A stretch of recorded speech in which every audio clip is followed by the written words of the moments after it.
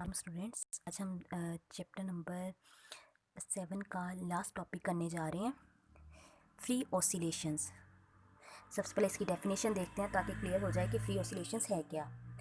A body said to be executing free vibration if it oscillate with its natural frequency without the interference of an external force.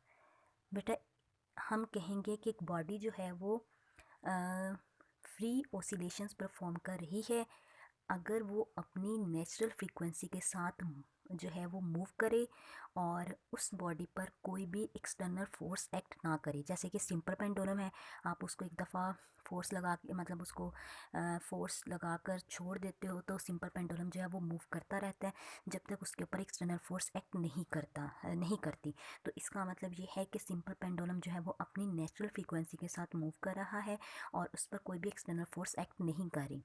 इसके अलावा है forced oscillation. A body is said to be executing force or vibration if it oscillate with the interference of an external force। जैसे बेटा अगर body जो है वो external force की वजह से मूव कर रही है तो हम कहेंगे कि ये फोर्स ओसिलेशन है। मतलब बॉडी खुद मूव करना नहीं चाह रही थी लेकिन उसको एक्सटर्नल फोर्स की वजह से मूव करना पड़ रहा है। जैसे बेटा आपके घर में कोई मशीनरी पड़ी हो, आप कोई मशीन चला रहे हो, जैसे ग्रिल मशीन होती है, सॉरी बेटा ड्रिल मशीन जो होती है, तो उससे क्या होता है कि हमारा जो फ्लोर है वो भी वाइब्रेट करना शुरू कर देता है। तो बेटा इससे मतलब देखिए फ्लोर मूव करना नहीं चाह रहा था लेकिन ड्रिल मशीन की वजह से क्या हो रहा है वो मूव कर रहा है। तो ये जो ऑसिलेशंस होंगी ये कहलाएंगी फोर्स ऑसिलेशंस। तो इसमें आ जाता है, if the mass of the vibrating pendulum is struck repeatedly then force vibrations are produce. अगर इसी तरह सिंपल पेंडुलम जो है हमारा किसी चीज़ के साथ टकराता है और जिसकी वजह से फिर वो अगेन मूव करना शुरू कर देता है तो ये क्या कहलाएगी, फोर्स ऑसिलेशन। और the vibration of the factory floor caused by the running of heavy machinery is another example. बेटा ड्राइवन हार्मोनिक ऑसिलेटर क्या है? The physical system undergoing force vibration is known as driven harmonic oscillator. ऐसा system जिसमें जो है वो force vibrations की वजह से मूवमेंट हो, मोशन हो, तो बेटा उसको बोलेंगे ड्राइवन हार्मोनिक ऑसिलेटर। ठीक है, फोर्स ऑसिलेशंस की वजह से जो सिस्टम जो है वो सिस्टम होगा वो क्या कहलाएगा, ड्राइवन हार्मोनिक ऑसिलेटर। अब बेटा उसके बाद रेजोनेंस। रेजोनेंस क्या है? Resonance is the specific response of a vibrating system to a periodic force acting with natural vibrating period of a system. मतलब इसमें ये बताया जा रहा है कि बेटा अगर जो है फोर्स, किसी बॉडी पर जो फोर्स लग रही है उसकी फ्रीक्वेंसी बॉडी की नेचुरल फ्रीक्वेंसी के इक्वल आ जाए तो वो क्या कहलाती है, रेजोनेंस कहलाती है। तो वहाँ क्या मतलब वहाँ रेजोनेंस अक्कर हो जाएगी। लाइक अगर आप सिंपल पेंडुलम को मूव करवा रहे हो और जितनी सिंपल पेंडुलम की अपनी फ्रीक्वेंसी होगी, नेचुरल फ्रीक्वेंसी होगी, उतनी ही फ्रीक्वेंसी की फोर्स आप उस पर लगा दो तो हम कहेंगे कि ये जो एक्सटर्नल फोर्स है उसकी जो फ्रीक्वेंसी है वो इक्वल आ गई है नेचुरल फ्रीक्वेंसी के। तो जब ऐसा हो जाएगा तो हम कहेंगे कि वहाँ रेजोनेंस अक्कर हो गई है। अभी मैं आपको इसको क्लियर करती हूँ कि ये क्या चीज़ है। The phenomena in which the amplitude of the vibrating body increases. देखिए वाइब्रेटिंग बॉडी का एम्पलीट्यूड इंक्रीज होगा। वाइब्रेटिंग बॉडी समझ ले, हम बात कर रहे हैं सिंपल पेंडुलम की। ठीक है, सिंपल पेंडुलम मूव कर रहा है तो इसकी एम्पलीट्यूड जो है इंक्रीज होगी। एम्पलीट्यूड का मतलब क्या होता है, अगर यहाँ ये है आपका पेंडुलम, इसको उठा के आप यहाँ ले जाए तो ये उसका क्या होगा, एम्पलीट्यूड होगा। when the frequency of an applied force is equal to the natural frequency। कब? जब हम सिंपल पेंडुलम पर लगने वाली फोर्स जो है वो इक्वल आ जाए किसके, नेचुरल फ्रीक्वेंसी के ऑफ द हार्मोनिक ऑसिलेटर। तो बेटा देखें, यहाँ हम एक रोड लेते हैं ए बी और इसके साथ हम क्या करते हैं 1 2 3 4 5 6 पेंडुलम जो है वो अटैच कर देते हैं। ये हमारे पास पेंडुलम है ए और ये हमारे पास है ए प्राइम। ए और ए प्राइम पेयर है एक। ठीक है, दोनों की लेंथ जो है वो सेम है। इसी तरह बी और बी प्राइम पेयर है, दोनों की लेंथ सेम है। सी और सी प्राइम दोनों की लेंथ जो है वो सेम है। अब देखिए बेटा, अगर मैं सी पेंडुलम को उठा के यहाँ ले जाती हूँ, ये सी पेंडुलम है, इसको मैं यहाँ से उठाकर अब यहाँ ले जाती हूँ। ठीक है, तो यहाँ ले जाकर जब इसको छोड़ूंगी तो ये मूव करेगा अपनी नेचुरल फ्रीक्वेंसी के साथ।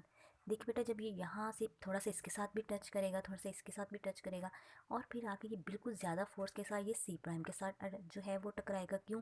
क्योंकि सी प्राइम बिल्कुल इसकी जितनी लेंथ है, इस पेंडुलम की बिल्कुल इसकी जितनी लेंथ है, तो ये जिस फोर्स के साथ सी मूव करेगा, उसी फोर्स के साथ जो है वो सी प्राइम भी मूव करना शुरू कर देगा।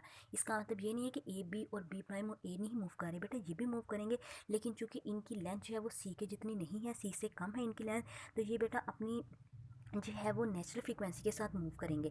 ठीक है, लेकिन इनकी यहाँ नेचुरल फ्रीक्वेंसी और ड्राइवन फ्रीक्वेंसी जो है वो सेम नहीं है। लेकिन चूंकि सी और सी प्राइम की लेंथ बिल्कुल सेम है, तो जितनी फोर्स हमने सी को दी है, तो सी जब इस फोर्स के साथ वापस आएगा तो वो उतनी ही फोर्स जो है वो सी प्राइम पे लगाएगा। तो सी जो अपनी नेचुरल फ्रीक्वेंसी के साथ मूव कर रहा था, और सी प्राइम के साथ क्या हुआ, सी प्राइम जो है सी प्राइम पर एक्सटर्नल फोर्स लगा दी किसने, सी ने। तो अब जिस फ्रीक्वेंसी के साथ सी मूव करेगा, उसी फ्रीक्वेंसी के साथ सी प्राइम जो है वो मूव करेगा। तो इसका मतलब ये है कि इनकी सी प्राइम की जो है वो नेचुरल फ्रीक्वेंसी और इस पर जो लगने वाली फोर्स है, ठीक है, एक्सटर्नल फोर्स है, उसकी फ्रीक्वेंसी जो है वो सेम हो गई है। तो दोनों जो है अब जब मूव कर रहे हैं, तो इसका मतलब है कि यहाँ रेजोनेंस अकर हो गई है। तो यही बेटा नीचे एक्सपेरिमेंट दिया हुआ है। अब उसके बाद है मोशन ऑफ अ स्विंग।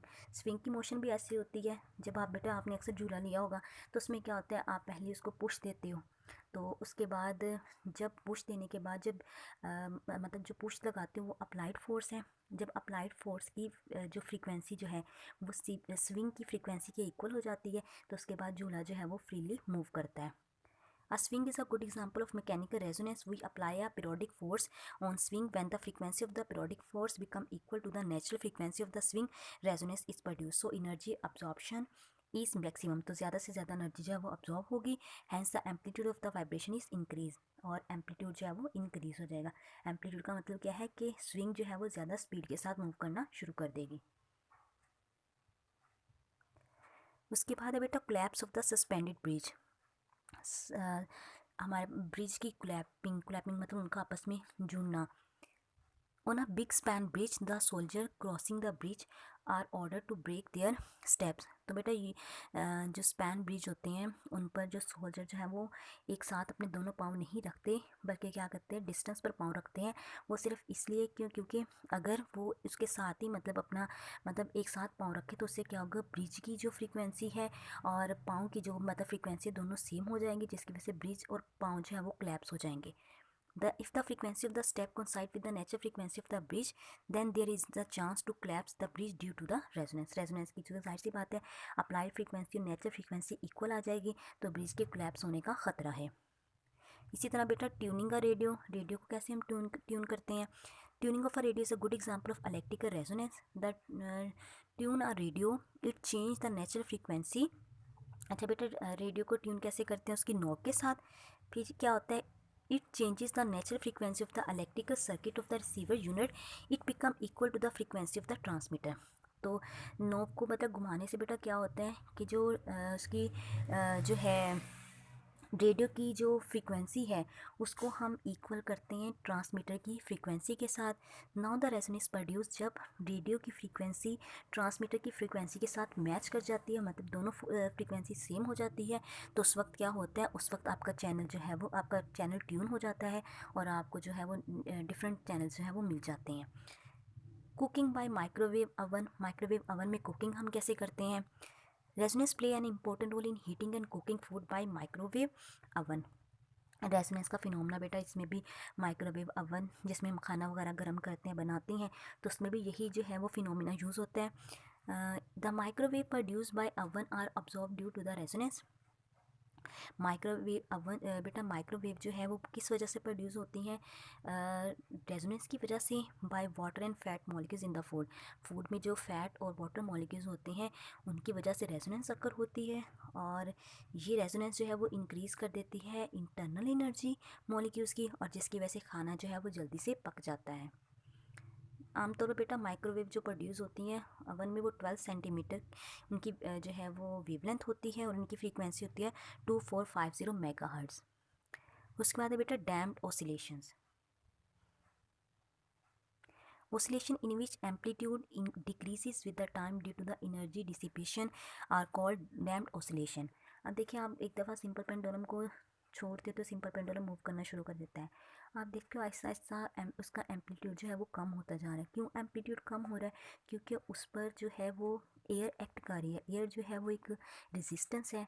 तो इस मतलब ऐसा कि अगर जो है एक्सटर्नल फोर्स की वजह से एम्पलीट्यूड डिक्रीज हो जाए तो हम उसको बोलते हैं डैम्प्ड ऑसिलेशंस। ठीक है, तो ये यही चीज़ है। जैसे यहाँ आपको नज़र आ रहा है, पहले देखिए बेटा एम्पलीट्यूड बहुत ज़्यादा था, फिर आहिस्ता आहिस्ता एम्पलीट्यूड कम हो गया, उसके बाद बिल्कुल स्ट्रेट हो गया। The amplitude of the amplitude of the oscillating body gradually become smaller and smaller because of friction and air resistance. Amplitude जो है वो कम से कम होता जा रहा है, कम से कम होता जाता है। किस वजह से? फ्रिक्शन की वजह से और एयर रेजिस्टेंस की वजह से। As the energy of the oscillator is use up in doing work against the resistive force. अब जो हमने पेंडुलम को या बॉडी को फोर्स दी है वो कहाँ यूज़ हो रही है? वो रेजिस्टेंस को ओवरकम करने में यूज़ हो रही है। तो इसका मतलब है कि एनर्जी जो है वो रिलीज़ हो रही है। That's why the amplitude decrease with the till become zero. Amplitude जो है वो ग्रेजुअली डिक्रीज होता जाएगा। और कब तक? जब तक वो ज़ीरो नहीं हो जाता। ज़ीरो होने का मतलब ये है कि आपका सिंपल पेंडुलम या आपका सिस्टम जो है वो रेस्ट पर आ जाएगा। Application an application of damped oscillation is the shock absorber. बेटा ये आपने 10th की फिजिक्स में पढ़ा हुआ है। Shock absorber of a car which provide damping force to stop the excessive oscillation. ये क्या करते हैं? डैम्पिंग फोर्स प्रोवाइड करती है एक्सेसिव ऑसिलेशंस को, मतलब ज़्यादा से ज़्यादा जो ऑसिलेशंस उसके अंदर हो रही हैं उसको रोकने के लिए। बेटा आपने शॉक अब्जॉर्बर का पता है, शॉक का मतलब होता है झटका और अब्जॉर्बर का मतलब होता है अब्जॉर्ब करना, जज्ब करना। तो शॉक अब्जॉर्बर का काम है रफ रोड पर जो मतलब जो शॉक लगते हैं उसको ये अब्जॉर्ब कर देते हैं। अब्जॉर्ब करने का मतलब ये है कि उसकी ऑसिलेशंस को कम कर देते हैं, मतलब वहाँ डैम्पिंग जो है वो प्रोड्यूस करता है। डैम्पिंग क्या होती है? Damping is the process by which energy is lost by the oscillating system. Damping एक ऐसा तरीकाकार है जिसमें ऑसिलेटिंग सिस्टम की एनर्जी जो है वो लॉस हो जाती है, एनर्जी में डिक्रीज आ जाता है। Undamped oscillations. अनडैम्प्ड ऑसिलेशन का मतलब ये है कि कोई एक्सटर्नल फोर्स जो है वो ऑसिलेशन को डिस्टर्ब नहीं कर रही। Oscillations in which the amplitude remain same with time are called undamped oscillation. ठीक है, ऐसी ऑसिलेशन जिसमें जो है वो एम्पलीट्यूड कांस्टेंट रहता है, चेंज नहीं होता, उसको अनडैम्प्ड बोलते हैं। जैसे बेटा ये देखिए हर जगह एम्पलीट्यूड, बेटा ये चीज़ एम्पलीट्यूड को रिप्रेजेंट कर रही है। ठीक है, तो देखिए हर जगह एम्पलीट्यूड जो सेम है तो ये अनडैम्प्ड होगा, और यहाँ देखिए एम्पलीट्यूड जो है वो डिक्रीज हो रहा है तो ये डैम्प्ड होगा। जो आइडियल सिंपल पेंडुलम है वो अनडैम्प्ड ऑसिलेशन की एग्जांपल है। अब बेटा शार्पनेस ऑफ रेजोनेंस। बेटा ये देखिए ये शार्पनेस को इंडिकेट कर रही है। ठीक है, मतलब जितना एम्पलीट्यूड ज़्यादा होगा रेजोनेंस उतनी ज़्यादा होगी। जितना एम्पलीट्यूड देखिए ये एम्पलीट्यूड है, एक ये एम्पलीट्यूड है और एक ये एम्पलीट्यूड है। तो देखिए बेटा सबसे ज़्यादा एम्पलीट्यूड इसका है तो इसकी शार्पनेस ज़्यादा होगी, इसका एम्पलीट्यूड कम है शार्पनेस कम होगी। इसका एम्पलीट्यूड बिल्कुल ही कम है तो इसकी शार्पनेस बहुत कम होगी। तो यहाँ जहाँ शार्पनेस ज़्यादा होगी वहाँ डैम्पिंग कम होगी। यहाँ शार्पनेस ज़्यादा है डैम्पिंग कम है। यहाँ शार्पनेस कम हुई डैम्पिंग ज़्यादा होगी, और यहाँ शार्पनेस बहुत कम है तो डैम्पिंग बहुत ज़्यादा होगी। The amplitude of the vibration of a body increase when the damping is small. ठीक है, एम्पलीट्यूड जो है वो ज़्यादा होगी, जाहिर सी बात है इसका एम्पलीट्यूड देखें एम्पलीट्यूड ज़्यादा है और डैम्पिंग जब स्मॉल की। दस the presence of the damping prevent the amplitude from becoming sufficiently large. इसका मतलब कि डैम्पिंग की मौजूदगी में एम्पलीट्यूड जो है वो लार्ज नहीं हो सकता। The amplitude decreases rapidly at a frequency slightly different from resonance frequency. Amplitude तब डिक्रीज होता है जब अप्लाइड फोर्स की फ्रीक्वेंसी जो है वो नेचुरल फ्रीक्वेंसी से कम होती जाती है। The amplitude as well as sharpness depend upon the damping.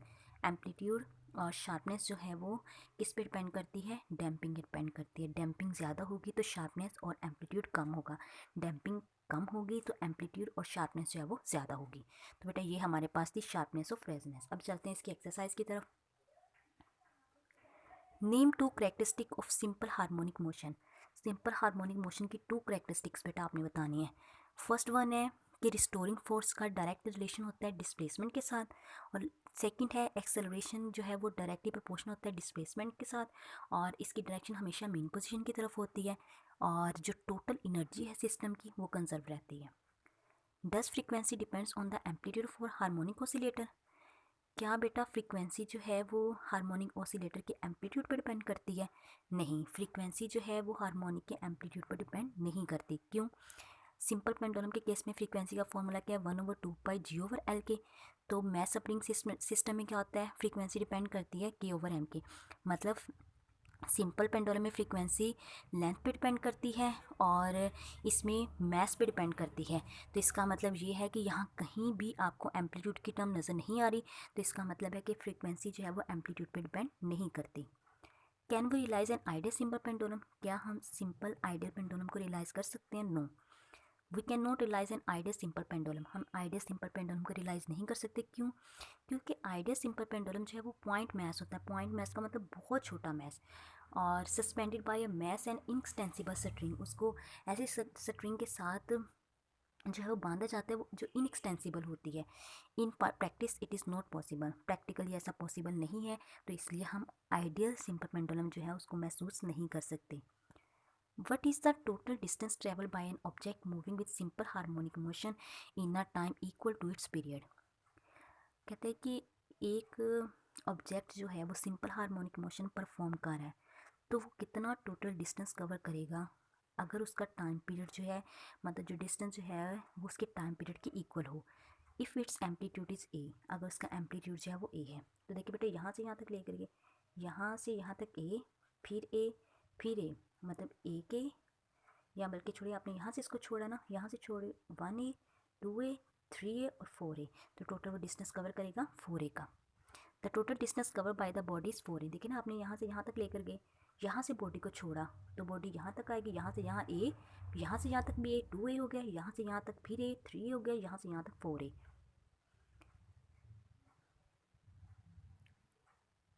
What happen to the time period of the simple pendulum if its length is double. अगर हम सिंपल पेंडुलम की लेंथ डबल कर दें तो उसके टाइम पीरियड के साथ क्या होगा? What happen the suspended mass is double. अगर मैस को डबल कर दें तो टाइम पीरियड के साथ क्या होगा? सबसे पहले देखिए जो है सिंपल पेंडुलम का मैस टाइम पीरियड किस पे डिपेंड कर रहा है, T=2πL/g पे। तो देखिए अगर हम लेंथ डबल करते हैं तो डेफिनेटली टाइम पीरियड भी डबल हो जाएगा। और आप देख रहे हो टाइम पीरियड में कहीं भी मैस की टर्म नहीं है, तो मैस को कम या ज़्यादा करो, टाइम पीरियड जो है वो कॉन्स्टेंट रहेगा। तो देखें एल की जगह 12 पुट किया, 12 आ गया, ठीक है। एल की जगह आपने 12 पुट कर दिया, 12 का स्क्वायर रूट बाहर निकाल लिया, अंदर ये अगेन चीज़ टी बन गई, तो टी प्राइम किसके इक्वल आएगा? √t के, और मैथ जो है वो कांस्टेंट रहेगा। Does the acceleration of the simple harmonic oscillator remain constant during its motion. क्या सिंपल हार्मोनिक ऑसिलेटर का जो एक्सेलरेशन है वो कांस्टेंट रहता है? Is the acceleration ever zero. क्या इसका एक्सेलरेशन जो है कभी भी ज़ीरो नहीं हो सकता? No, it does not remain constant. नहीं, ये कांस्टेंट नहीं रहता। क्यों? क्योंकि एक्सेलरेशन का डायरेक्ट रिलेशन होता है डिस्प्लेसमेंट के साथ। तो इसलिए अगर डिस्प्लेसमेंट ज़ीरो है तो एक्सेलरेशन क्या होगा? ज़ीरो होगा। और अगर डिस्प्लेसमेंट जो है वो ज़ीरो नहीं है तो एक्सेलरेशन ज़ीरो नहीं होगा। डज द ये हो गया। What is meant by phase angle? Does it define the angle between maximum displacement and the driving force? बेटा फेस एंगल क्या है? क्या ये डिस्प्लेसमेंट और ड्राइविंग फोर्स के दरमियान हमें रिलेशन देता है? फेस एंगल बेटा मैंने आपको बता दिया था, ऐसा एंगल जो हमें डिस्प्लेसमेंट और डायरेक्शन देता है, और ये हमें इसके थ्रू हम क्या करते हैं, बॉडी की स्टेट ऑफ मोशन को ऑब्जर्व करते हैं। ये हमें जो है वो हमें मैक्सिमम डिस्प्लेसमेंट और ड्राइवन फोर्स के दरमियान रिलेशन नहीं बताता। क्यों? It is actually the angle which the rotating vector make with reference line.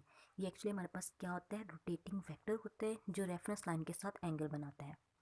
Under what condition does the addition of two simple harmonic motion produce a resultant which is also simple harmonic. बेटा वो कौन सी to conditions हैं जिसमें to simple harmonic motion जो है again हमें एक simple harmonic दे दे? First one है कि फ्रीक्वेंसी सेम हो, मतलब टू जो हार्मोनिक मोशंस हैं उनकी फ्रीक्वेंसी सेम हो, उनकी नेचर सेम हो, और उनका फेज डिफरेंस कांस्टेंट हो, तो हमें एज अ रिजल्ट जो है वो एक अगेन सिंपल हार्मोनिक ऑसिलेटर मिल जाएगा। बेटा ये आपने बताना है कि acceleration shows that the simple harmonic motion has the acceleration is zero when the velocity is greatest and the velocity is zero when the acceleration is greatest। तो ये मैंने आपको बताया था कि मीन पोजीशन पर वेलोसिटी मैक्सिमम होती है और एक्सेलरेशन जीरो होता है, एक्सट्रीम पोजीशन पर एक्सेलरेशन मैक्सिमम होता है और वेलोसिटी जीरो होती है। तो देखें v is equal to omega x not square minus x square. और अल्फ़ा किसके इक्वल आता है, ओमेगा स्क्वायर ओवर एक्स के। मीन पोजीशन पर एक्स 0 होता है, तो यहाँ एक्स की जगह 0 पुट किया तो वी आपके पास क्या आ जाएगी, मैक्सिमम। ठीक है, और एक्स यहाँ 0, एक्स की जगह 0 पुट किया तो एक्सेलरेशन क्या आ जाएगा, 0। एक्सट्रीम पोजीशन पर एक्स किसके इक्वल आता है, एक्स नोट के, तो यहाँ एक्स नोट की जगह जो एक्स की जगह एक्स नोट पुट करो तो ये चीज़ 0 हो जाएगी, यहाँ मैक्सिमम एक्सेलरेशन आ जाएगा।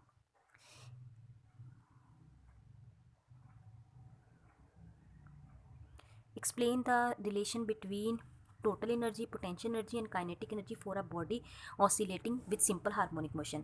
बेटा आपने रिलेशन बताना है टोटल एनर्जी, पोटेंशियल एनर्जी और काइनेटिक एनर्जी का एक ऐसी बॉडी के लिए जो सिंपल हार्मोनिक मोशन जो है वो परफॉर्म कर रही है।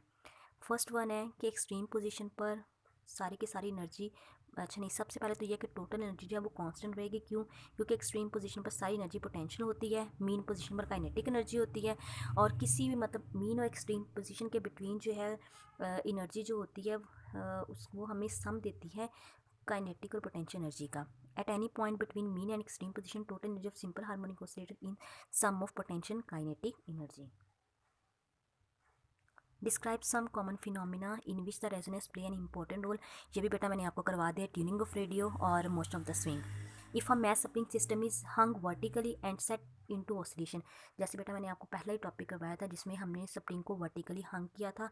Why does motion eventually stop, motion क्यों स्टॉप हो जाती है बेटा, रेजिस्टेंस की वजह से, एयर रेजिस्टेंस की वजह से। It eventually stop due to damping. ठीक है, डैम्पिंग होती है, डैम्पिंग किस वजह से होगी, एयर रेजिस्टेंस की वजह से। When a mass coupling system vibrates, it gradually loses its energy in doing work against frictional forces, so amplitude of the vibration becomes smaller and smaller and hence the motion eventually stop। तो इसलिए इसकी motion जो है वो stop हो जाएगी। तो जी बेटा यहाँ तक हमारा ये चैप्टर कंप्लीट हो गया है। आपने इस चैप्टर के अच्छे से जो है वो इसकी एग्जांपल्स और न्यूमेरिकल्स देख लेने हैं, और अगर किसी न्यूमेरिकल की समझ ना आए तो आप लोग पूछ सकते हैं। ओके स्टूडेंट्स, टेक केयर, अल्लाह हाफिज़।